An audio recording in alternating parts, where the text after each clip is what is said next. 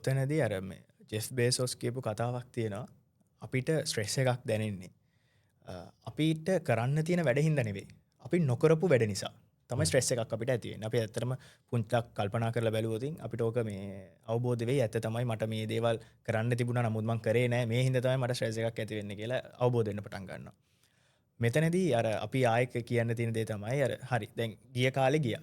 එතන ඉඳන් ඉස්සරහටයි කරන්න තියෙන්නේ. එතකොට මෙතනදී අනවශ්‍ය ලෙස පැය 24යි තියෙන පැය 20ක් විතර හරි ගමන් නැහැ මම වැඩ කරනවා කියන මෙන්ටැලිටි එකේ ඉඳලා කරන්න ගියොත් වෙන්නේ ආපහු අනිත් පැත්තෙන් අපි නොදකින දෙයක් තියෙනවා. අපේ ළමයි ගොඩක් හිතන්නේ නැති දෙයක්. අර එනර්ජි මැනේජ්මන්ට්. ඇත්තටම මම දකින විදිහට ස්ට්‍රෙස් මැනේජ්මන්ට් එක, ටයිම් මැනේජ්මන්ට් මේ ඔක්කොටම උඩින් තමයි එනර්ජි මැනේජ්මන්ට් කියන එක තියෙන්නේ. එනර්ජි මැනේජ් වෙනවා නම් අර ඊටු දේ කොහොමද ඔටෝමැටිකලි වෙනවා.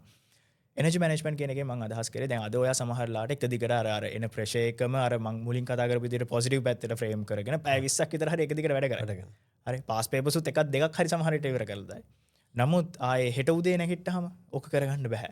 ඊට පස්සේ ආපහු ඩවුන් වෙලා ඉන්නවා. ඊට පස්සේ ඔය ඕකෙන් රිකවර් වෙන්න දැන් එනර්ජි ලෝ එක අර එනර්ජි මවන්නත් බෑ නසන්නත් බෑ. ඒකට අනිවාර්යෙන් එනර්ජි ඩිප්ලීට් වුණොත් ඒක ආපහු රිකවර් කරගන්න ඕනේ එනර්ජි ටික.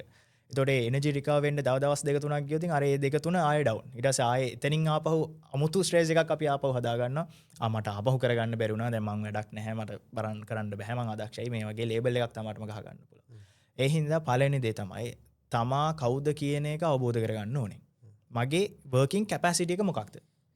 කෙනෙක්ට පැය 4ක් හෝ 5ක් වැඩ කරන්න පුළුවන් එක දිගට කියන එක හෝ දවසකට හෝ ඒක තමාට අදාළ නොවෙන්න පුළුවන්. මට පැය 2ද වැඩ කරන්න පුළුවන්, පැයද වැඩ කරන්න පුළුවන්. කිසිම ප්‍රශ්නයක් නැහැ. පැය 10ක් නිදා ගන්න ඕනද, 8ද නිදා ගන්න ඕනද කිසි ප්‍රශ්නයක් නැහැ. තමා කවුද කියන එක අවබෝධ කරගෙන ඒ අදාළ තමාගේ ස්ට්‍රෙන්ත් එකට ප්ලේ කරන්න ඕනේ.